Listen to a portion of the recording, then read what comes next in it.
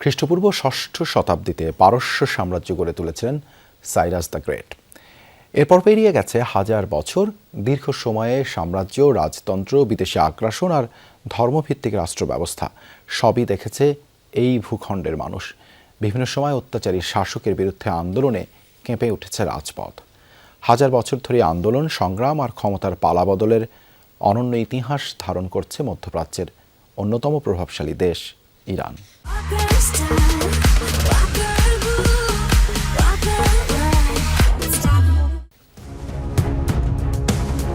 কাজার রাজবংশের অবসান ঘটিয়ে ১৯২৫ সালে ইরানের রাষ্ট্রক্ষমতায় আসীন হন সেনা কর্মকর্তা রেজা শাহ পেহেলভি।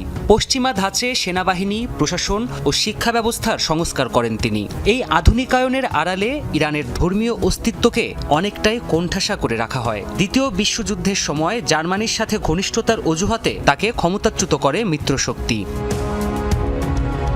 রেজা শাহর পর ইরানের ক্ষমতায় আসেন তার ছেলে মোহাম্মদ রেজা শাহ। শুরুতে দুর্বল হলেও ১৯৫৩ সালে প্রধানমন্ত্রী মোহাম্মদ মোসাদ্দেককে উৎখাতের পর শাহের ক্ষমতা প্রায় বাধাহীন হয়ে ওঠে। এ ঘটনায় ইরানের রাজনীতিতে যুক্তরাষ্ট্র ও ব্রিটেনের হস্তক্ষেপের বিষয়টি জনসম্মুখে স্পষ্ট হয়। মনে প্রাণে পশ্চিমা সংস্কৃতিকে ধারণ করতেন মোহাম্মদ শাহ। এরই ধারাবাহিকতায় ১৯৬৩ সালে হোয়াইট রেভলিউশন শুরু করেন। এর মাধ্যমে পশ্চিমা দেশগুলোর নীতি অনুসরণ করে ভূমি সংস্কার, নারীর ভোটাধিকার আর শিল্পায়ন সহ বিভিন্ন প্রতিশ্রুতি দেওয়া হয়। তবে বাস্তবে এর সুফল ভোগ করে অভিজাত শ্রেণী। গ্রামাঞ্চলে ক্রমেই দারিদ্রতা আর কর্মসংস্থানের সংকট জেঁকে বসে। এই দমননীতির বিরুদ্ধে আওয়াজ তুলে ধীরে ধীরে শক্তিশালী হয়ে ওঠে ইরানের ধর্মীয় নেতৃত্ব।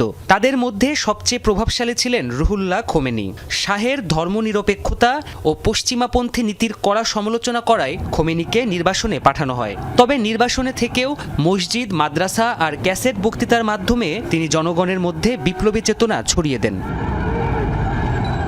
১৯৭৮ সালে শাহ শাসনের দুর্নীতি আর জনগণের প্রতি দমন নীতির বিরুদ্ধে দেশজুড়ে বিক্ষোভ ছড়িয়ে পড়ে। ছাত্র, শ্রমিক, মধ্যবিত্ত থেকে শুরু করে ধর্মীয় আলেম সবাই একত্রে রাজতন্ত্রের বিরুদ্ধে প্রতিবাদে রাস্তায় নামে। আন্দোলন দমাতে শত শত মানুষ হত্যা করেও টিকে থাকতে ব্যর্থ হন মোহাম্মদ শাহ।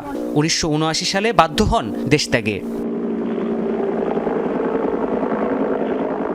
সে বছর ফেব্রুয়ারিতেই দীর্ঘ ১৫ বছরের নির্বাসন শেষে খোমেনি দেশে ফেরেন। তাকে সংবর্ধনা দিতে জড়ো হয় লাখো মানুষ। গণভোট আয়োজন করে ইরানের রাজতন্ত্র বিলুপ্ত করা হয়। শুরু হয় Khomeini culture. Islamic Republic of ইরানের সর্বোচ্চ নেতা হন রুহুল্লাহ খোমেনি। প্রাণপ্রতিম কুণ্ডু, যমুনা নিউজ।